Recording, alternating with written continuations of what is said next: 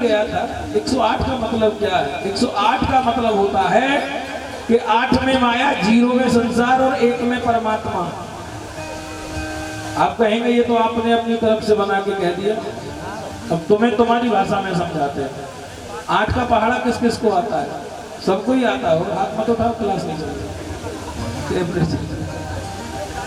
8 का पहाड़ा किस किस को आता है? 8 दूनी 16,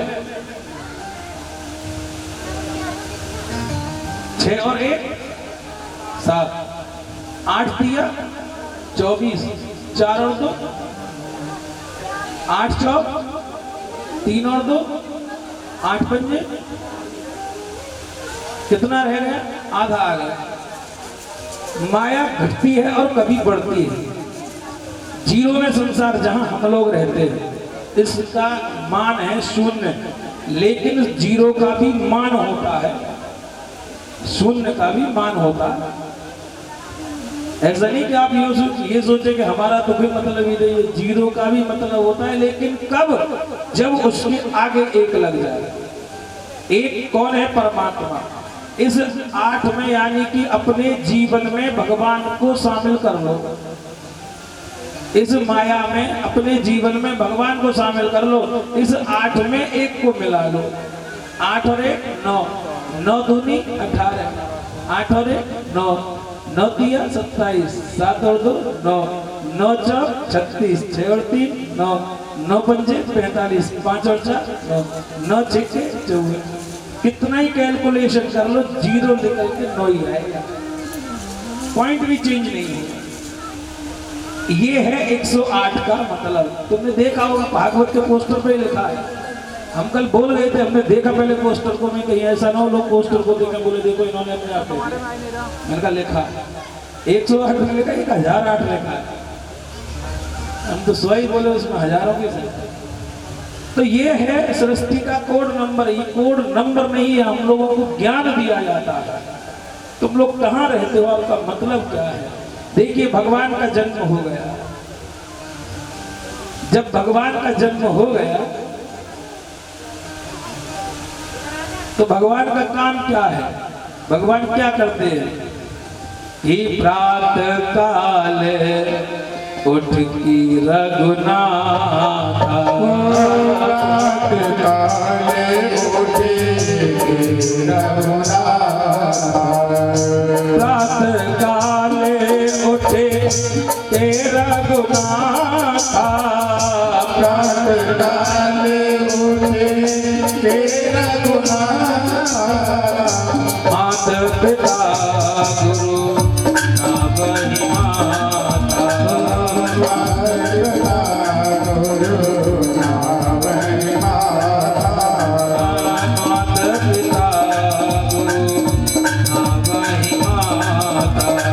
माता पिता गुरु ना बही माता। भगवान प्रातः काल जागते हैं तो सबसे पहले माता पिता के कक्ष में जाते हैं, माता पिता को प्रणाम करते हैं, तब गुरु जी से मिलते हैं। तब गुरु जी से मिलते हैं। ऐसे भगवान की पद्धति है, ये भगवान की श्रृंखला है। भगवान ऐसा करते हैं तो मनुष्य को क्यों नहीं करना चाहिए? भगवान की कथाओं का केवल एक ही सार होता है। जीवन में कुछ हो ना हो, लेकिन भगवान का भजन जरूर होना चाहिए। एक घड़ी आधी घड़ी, एक घड़ी करिए, उतना समय नहीं, आधी घड़ी करिए। आधी में पुनि आधी में भी जितना समय मिल जाए। देखिए आप जब भारत के हिस्ट्री को पढ़ेंगे तो उसमें लिखा है कि जब आंदोलन चल रहा था तो गांधी जी को इंग्लिश नहीं आती थी। उन्होंने कहा बोले इन लोगों से पीछा कैसे छूटेगा हमारा। उन्होंने अपने इतने व्यस्त समय में से 24 घंटे में से 24 सेकंड एडजस्ट किए, 24 सेकंड का टाइम निकाला और उसको पढ़ना प्रारंभ किया, उन्हीं की भाषा में, उन्हीं से निपट गए। तो आपको समय तो अपने जीवन में से निकालना पड़ेगा। आप कितने भी व्यस्त हो, जीवन में कुछ हो ना हो, लेकिन भगवान का भजन जरूर होना चाहिए। देखिए, इन कथाओं का भी यही सार होता है। कथा सुनकर के अगर कथा को जीवन में नहीं उतारा तो कथा सुनने का कोई लाभ नहीं है। जीवन में कैसे उतारना चाहिए? प्रातःकाल माता पिता के दर्शन करने चाहिए, तो गुरुओं के दर्शन करने चाहिए, मीठी वाणी का प्रयोग करना चाहिए, सूर्य उदय से पहले जगना चाहिए। और देखिए, जो बच्चे सूर्य उदय से पहले नहीं जागते उनका कभी भाग्योदय नहीं होता। लिख लीजिए इस बात को, जो बच्चा सूर्य उदय से पहले नहीं जागता, ज्योतिष में लिखा है, उसका कभी भाग्योदय नहीं होता।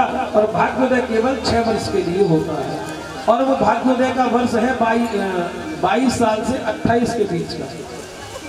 जब बच्चा 22 साल में प्रवेश करता है, 28 के बीच में, ऐसा लिखा है। तो भगवान जब अपने माता पिता की सेवा करते हैं, भगवान अपने गुरुओं की सेवा करते हैं, तो हमको भी भगवान के पद चिन्हों पर चलना चाहिए। अगर आप ऐसा करेंगे, आपके जीवन में कोई आपत्ति विपत्ति होगी तो उसका हरण हो जाएगा, क्योंकि माता पिता के आशीर्वाद में बड़ा बल होता है।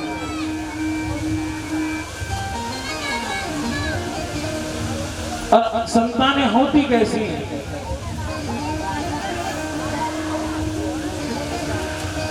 एक नगर में एक वृद्ध माता रहती थी। उस वृद्ध माता के एक इकलौता बेटा था। जब ये स्कूल जाता था, इसकी जो माँ थी उसकी एक आंख खराब थी। जब उसकी आंख खराब थी तो उसको लोग चिढ़ाते थे। एक दिन वो बड़ा दुखी हुआ, पढ़ लिख करके बहुत बड़ा अधिकारी बना।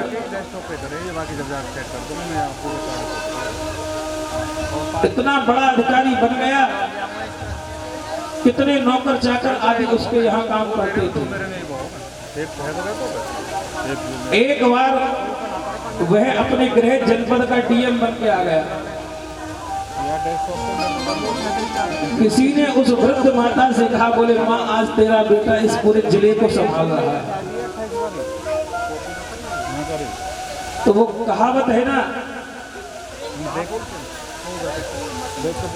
तो माँ ने कहा, बोले बेटा इसी गृह जनपद में आ गया? बोले हाँ। बोले घर नहीं आया। अच्छा, ये जो बेटा था ये अपनी माँ से द्वेष करने लगा, इसको कुछ पता नहीं था।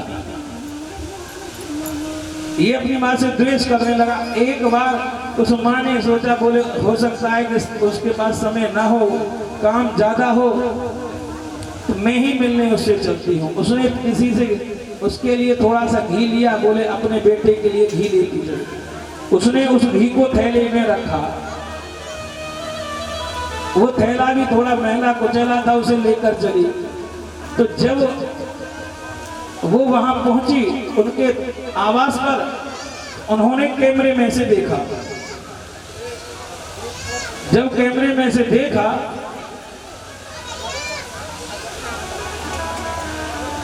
बोले ये कौन है? किसी ने पूछा। बोले कौन आ रहा है? बोले कोई नहीं, ये मेरे घर पर नौकरानी थी।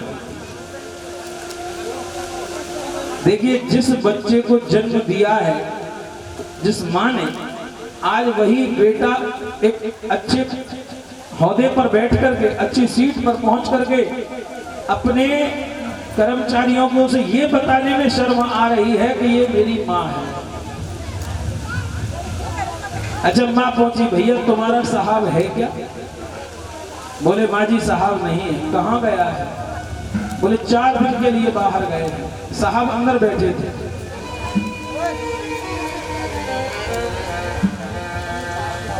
वृद्ध माता ने कहा, बोले ठीक है। बोले माता जी कहाँ से आई हो? बोले तुम क्या जानोगे मैं कहाँ से आई हूँ? माता जी कौन हो तुम? ये बात तुम अपने साहब से पूछ लेना कि मैं कौन हूं।